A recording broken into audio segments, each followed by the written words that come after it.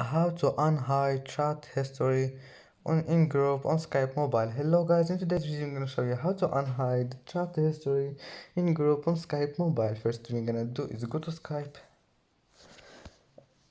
and now click here and then click on the top corner here and now go down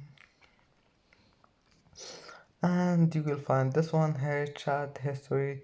If you want to unhide, just click here one click, and then as you see chat history has been unhidden. And that's it for today's video. If you like this video, please don't forget like and subscribe, and see you in the next video.